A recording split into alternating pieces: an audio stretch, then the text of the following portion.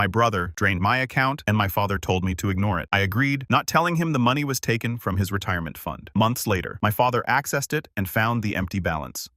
I'm 34. I work as a financial analyst during the day and I do private accounting on the side for a handful of clients. Tax season for me isn't a deadline. It's basically a month where sleep becomes optional and coffee becomes a food group. It was a Tuesday in mid-April. I was in my home office surrounded by stacks of client receipts and 3 empty mugs. The kind of situation where you stop noticing the mess because you've been inside it for 12 days straight. The only light in the room came from my dual monitors. It was 2:15 a.m. My eyes felt like sandpaper. I was about to shut everything down and call it a night when my phone buzzed on the desk. That aggressive rapid-fire vibration that usually means something's actually wrong. I glanced at it expecting a client panic email. It was a bank notification. Wire transfer initiated minus $20,000. Recipient CryptoX. I stared at the screen. My brain was running on fumes and it took a solid 10 seconds to process the number. Then I sat up straight. The fatigue just vanished. Cold spike of adrenaline right through the chest. I grabbed the mouse and logged into the banking portal. My fingers were hitting the wrong keys, shaking, forcing me to retype my password twice. The dashboard loaded. The balance on the account ending in 4490, my high-yield savings was $42.18. My first instinct was identity theft. Some stranger halfway across the world who'd cracked my firewall. I pulled up the router and server access logs immediately.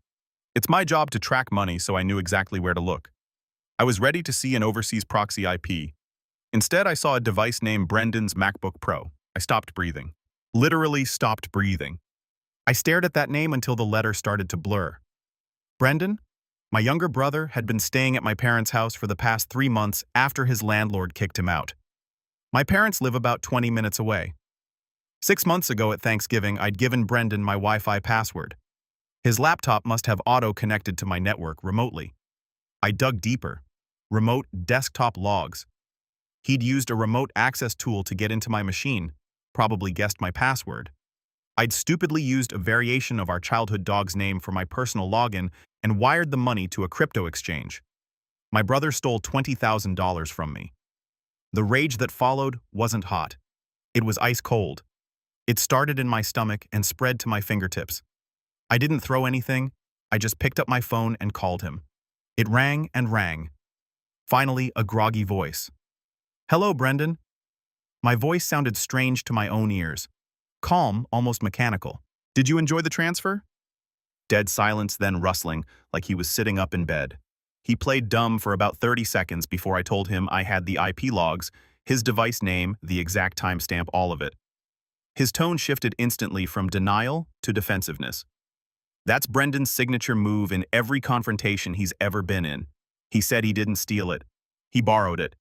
He had a sure thing, some new coin going to the moon. He was going to put it back before I even woke up. Trust him. I told him to transfer it back now. He couldn't. He'd already locked it in a smart contract for 24 hours. But by tomorrow night, it'd be $40,000 and he'd give me $25,000 back. I hung up. I was already hovering my finger over the keypad to dial 911 when my phone rang again. Not the police. Dad. Brendan, coward that he is, had already run down the hall and woken Dad up before I could do anything. Dad's voice was firm. Sleep rough and certain. Don't call the police. He stole $20,000. He hacked my computer. I know. He told me. He panicked. He made a mistake. Then came the line I'll never forget. You are not going to ruin your brother's life over money. I told him I was calling the cops. If you call the police, Dad said, his voice dropping an octave, you will never step foot in this house again. He is your brother. Family helps family. Get in your car and come here. We will fix this.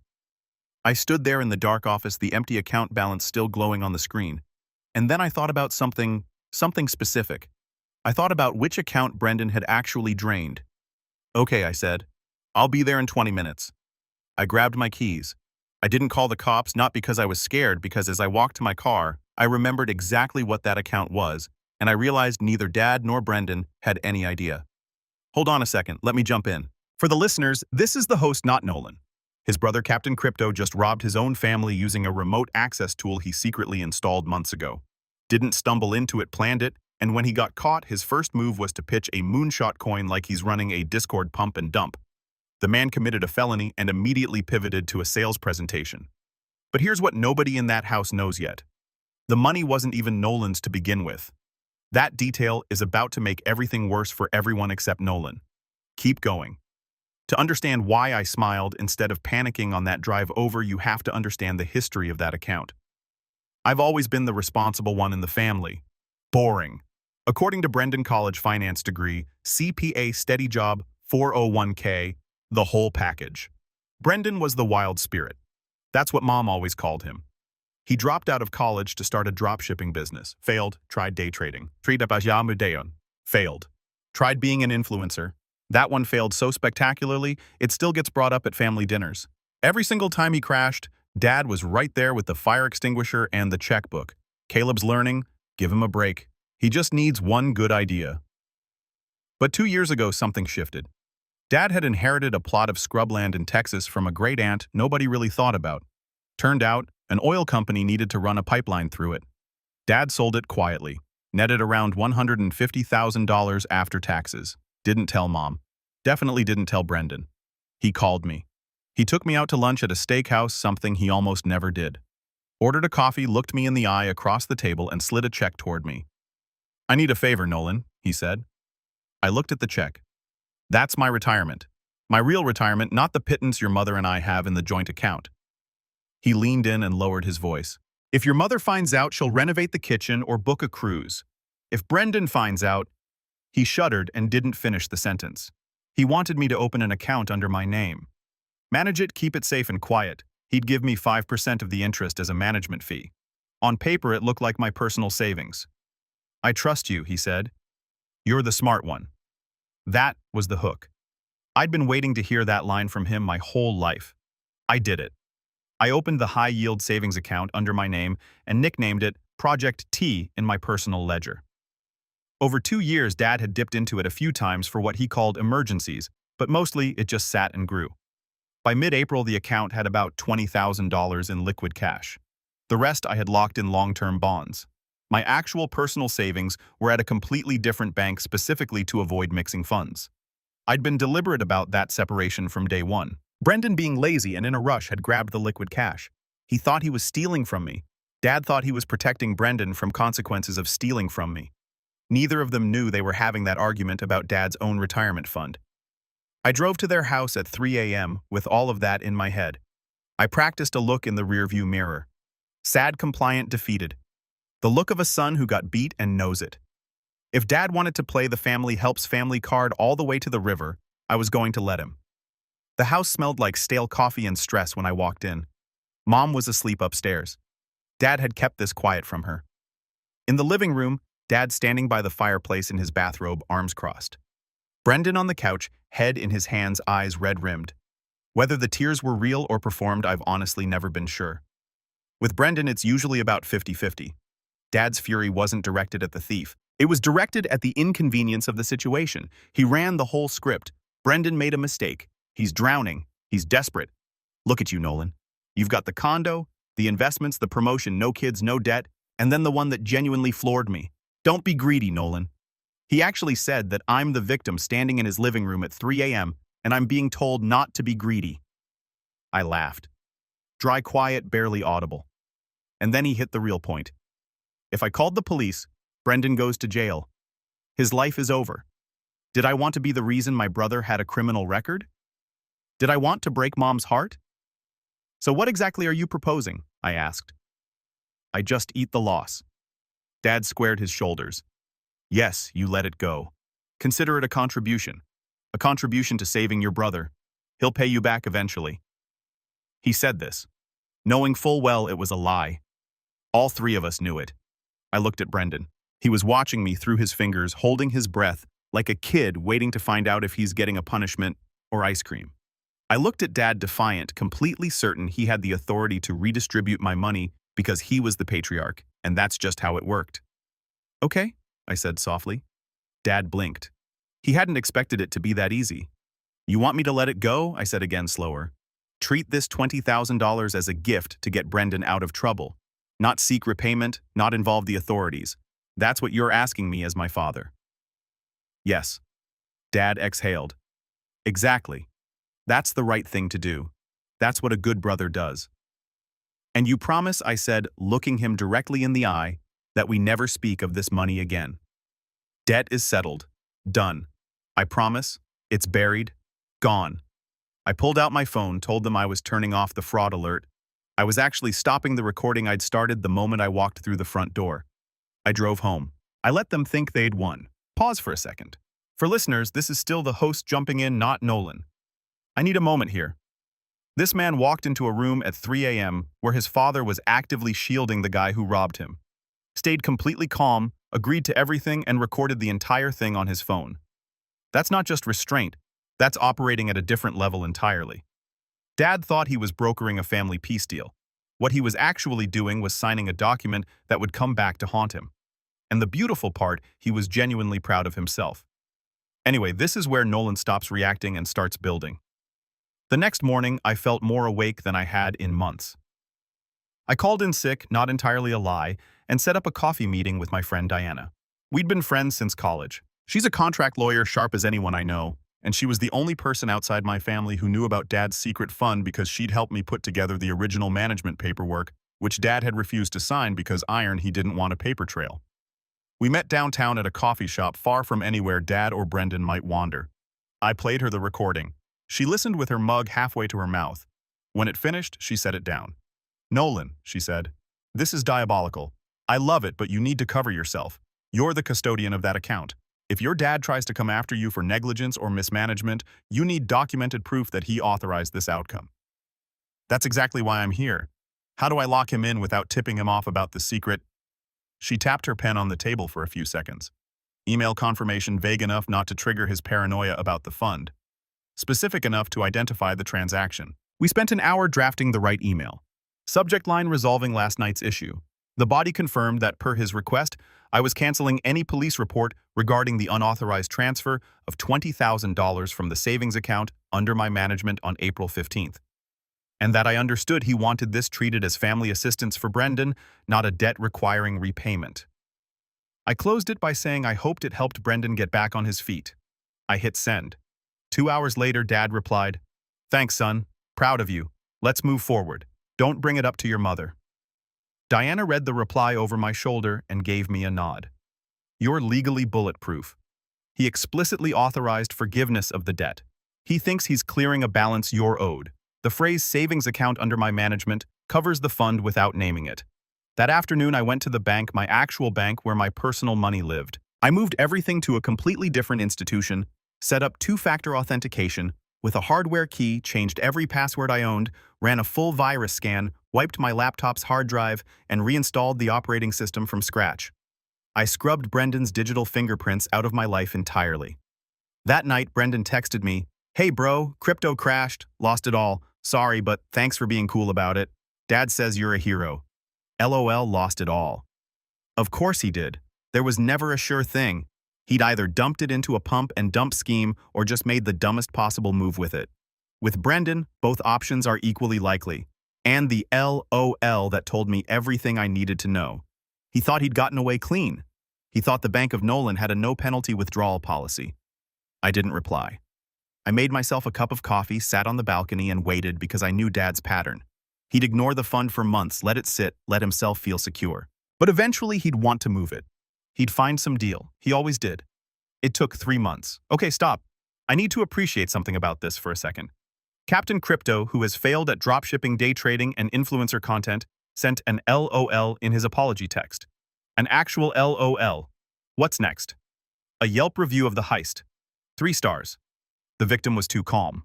Would rob again. Meanwhile, Nolan's out here quietly rebuilding his entire digital security setup while Dad thinks he's sulking. He's not sulking, he's waiting. Because in 3 months, Dad is going to go looking for his retirement money. And Nolan already knows exactly what that bank statement says. The patience on this guy is something else. Back to the story. Summer rolled in. The silence between me and my family got comfortable, for me at least. I stopped going to Sunday dinners, told Mom I was buried in work. Dad didn't push it. He probably figured I was still stinging about the money. And honestly, I think he liked that. Fed his ego, thought he'd handled me. July 12th, 10:30 in the morning. Dad called while I was at my desk. He was breathless, excited. He'd found a commercial property foreclosure situation, desperate seller cash needed fast. He wanted to pull everything from the fund and wire it directly that evening so he could show proof of funds the next morning. It's the deal of a lifetime, he said. Pull it all. Sure, Dad, I said. I'll be there at 7. I hung up and sat there for a second listening to the office AC hum. Then I printed out the bank statement for account 4490. Slid it into a crisp manila envelope and put the envelope in my briefcase. I drove over that evening. The house had a festive energy. Mom was out at her book club, which is when Dad always timed these things. Brendan was on the couch eating a pizza, looking completely relaxed. The April incident had clearly become ancient history for him. Zero consequences will do that for a person. Dad greeted me at the door with a wide grin. He handed me a water and started talking about retiring next year, buying a boat, finally doing what he'd always said he would. He was already spending the money in his head before it was even in his hands. All right, he said, rubbing his palms together. Open up the magic box. Let's see the total, with interest. We should be sitting pretty. I set my briefcase on the dining table. Brendan wandered over, still chewing, holding a pizza slice. Can I get a cut for the emotional support? He joked.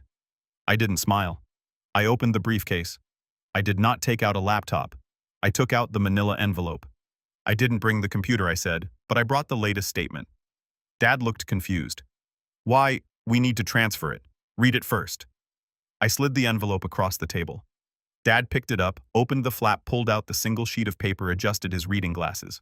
The silence that followed was thick. You could have wrung it out, Nolan. His voice was suddenly uncertain. Is this a joke? No joke. It says the balance is.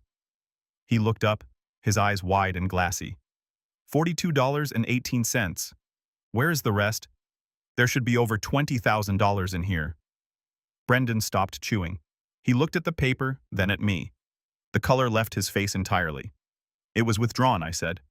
April 15th. Dad's brow furrowed, his brain slowly connecting dots. It really didn't want to connect. April 15th. That's the... He froze. He looked at Brendan. Brendan's face went the color of curdled milk. He dropped the pizza crust. That was the night Brendan hacked my computer, I said. The night he transferred $20,000 to a crypto exchange. Dad shook his head slowly like a man trying to solve an equation while the floor was falling out from under him. But that was your money. We agreed that was your savings account. You assumed it was my savings. I never said that. I kept my voice flat and steady. Brendan hacked the account ending in 4490. That's the account you asked me to open. That's Project T. That's your retirement fund. Dad made a sound I'd never heard from him before. A strangled, high-pitched wheeze. He gripped the edge of the table with both hands. You. He pointed at me, finger shaking. You let him. You told me to. You told me to let it go, I said. You told me don't be greedy. You told me family helps family. You told me to write it off as a contribution to saving my brother. I thought it was your money. Dad's voice cracked. He swept the glass off the table and it shattered against the wall. You tricked me. I did exactly what you asked, I said, standing up straight. You insisted I forgive the debt. You sent me an email confirming it. Proud of you, son. Let's move forward. Your words. Dad turned to Brendan.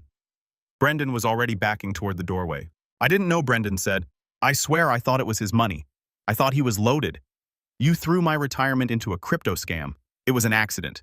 You stole from your own father. Wait. Let me get this straight because this deserves a moment. Captain Crypto, who has failed at every business venture he's ever touched, just accidentally robbed the one account that was quietly protecting his dad's entire retirement.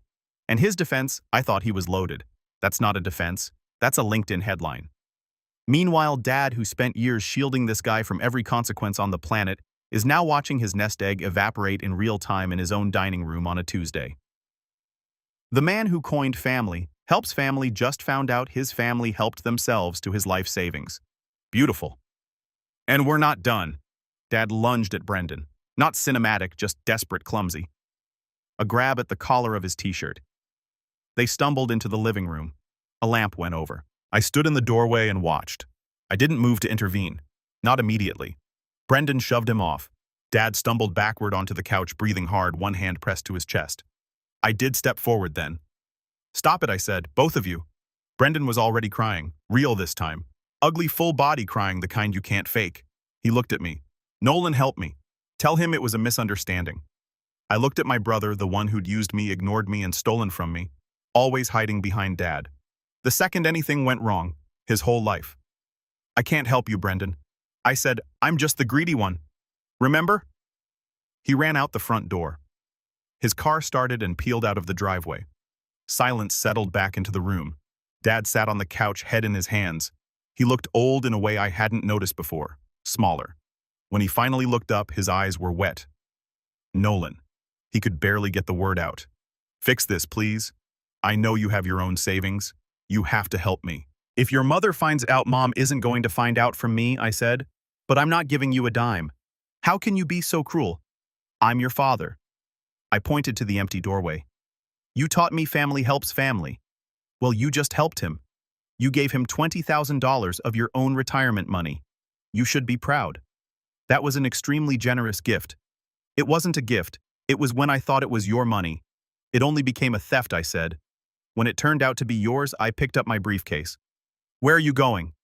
Panic rising in his voice. You can't just leave. What am I supposed to do? I don't know, Dad. Maybe you should have thought about that before you told a victim to shut up and take it. I walked to the door. Nolan. His voice cracked. If you walk out that door, don't come back. I stopped. Turned around one last time.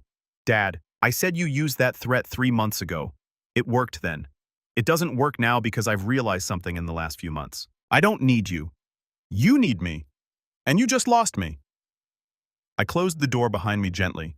My hands weren't shaking on the drive home, not even a little.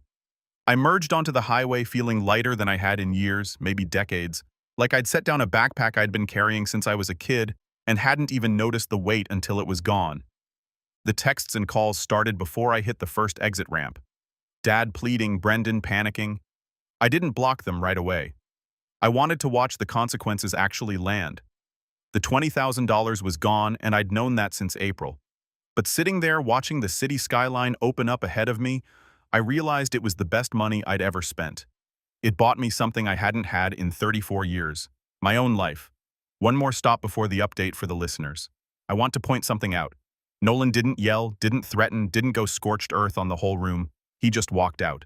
And the exit line, I don't need you, you need me, and you just lost me, delivered quietly. Zero drama, no performance. That's the most cold-blooded thing I've heard in a long time.